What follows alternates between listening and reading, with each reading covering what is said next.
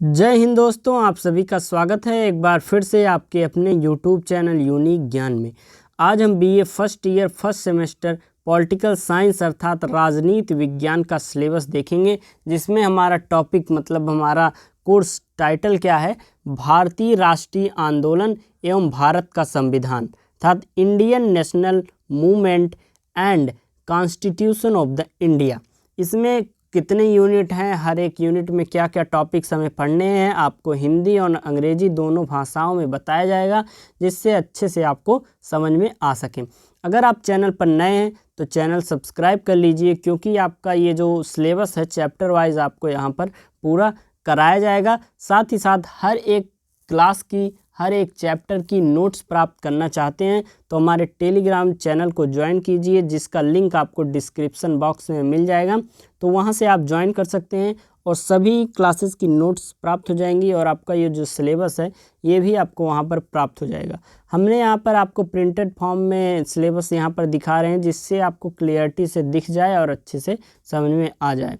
तो चलिए देखते हैं हमें फर्स्ट यूनिट में हमें क्या पढ़ना है बीए फर्स्ट सेमेस्टर में पॉलिटिकल साइंस में। यूनिट फर्स्ट में हमारा पहला जो टॉपिक है, birth, growth and political trends in the Indian national movement अर्थात भारतीय राष्ट्रीय आंदोलन का जन्म, विकास और राजनीतिक रुझान। अर्थात भारतीय राष्ट्रीय जो आंदोलन का जन्म किस प्रकार हुआ, मतलब कहाँ से शुरुआत हुई और किस प्रकार में कितने चरण से या अलग अलग कितने कितने लोगों के द्वारा इसका विकास किया गया और इसका राजनीतिक रुझान क्या रहा, ये हमें यूनिट फर्स्ट में पढ़ना है।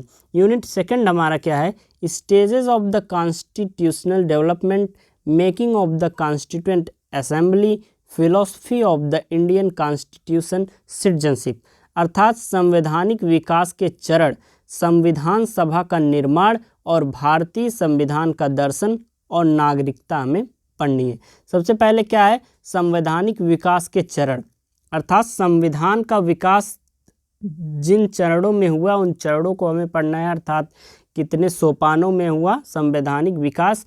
फिर हमें संविधान सभा का निर्माण पढ़ना है, अर्थात संविधान सभा का निर्माण किस प्रकार हुआ, कितने लोग थे उसमें, कौन अध्यक्ष था, ये सभी चीज़ें हमें यूनिट सेकंड में अच्छे से पढ़नी है। और भारतीय संविधान का दर्शन अर्थात भारत के संविधान का एक दर्शन रूप आपको यहाँ पर पढ़ना है, क्या क्या होता है, कितने अनुच्छेद ऐसे, और नागरिकता के बारे में हमें पढ़ना है। आगे हम देखेंगे यूनिट थर्ड हमारा है फंडामेंटल राइट्स अर्थात मौलिक अधिकार।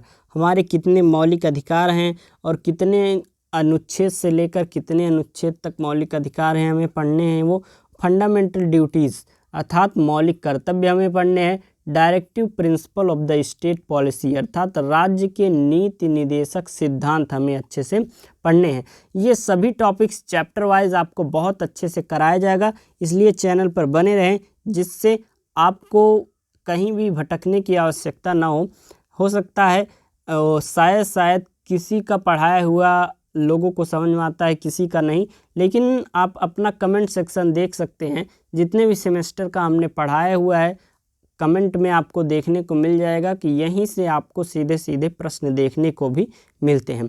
फोर्थ यूनिट हमारा जो है उसमें हमें पढ़ना है history of conflict between fundamental rights and directive principle.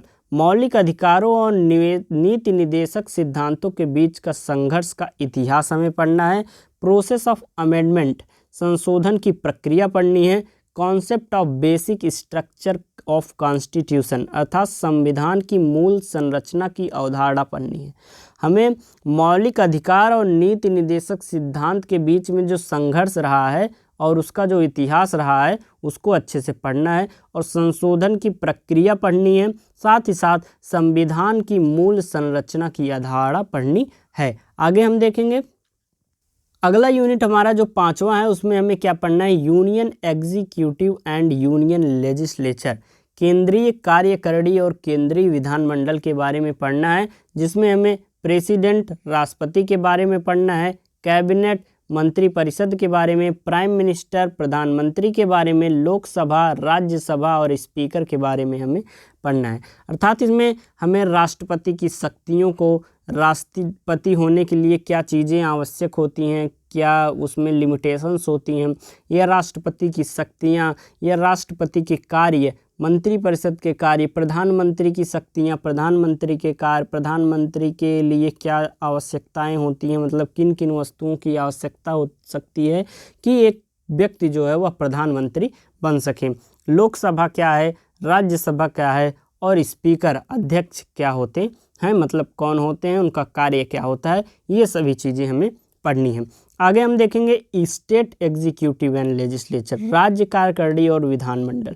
पहले हमें केंद्र के बारे में पढ़ना है, union executive and union legislature, और फिर हमें पढ़ना है स्टेट एग्जीक्यूटिव एंड लेजिस्लेटर, अर्थात राज्य कार्यकारिणी और विधानमंडल। उनके पावर्स पढ़ने हैं, फंक्शन पढ़ने हैं, and the relationship between governor and chief minister, the legislative assembly and the legislative council, अर्थात उनकी शक्तियाँ, कार्य तथा राज्यपाल और मुख्यमंत्री के बीच में संबंध क्या होता है, विधानसभा के बारे में पढ़ना है, और विधान परिषद के बारे में अच्छे से पढ़ना है। देखिए यूनिट 5 आपका केंद्र के बारे में पढ़ना है, मतलब केंद्र की शक्तियों के बारे में, केंद्र के में कार्य करने वाले लोगों की शक्तियों के बारे में, और राज्य के 6th यूनिट में आपको पढ़ना है।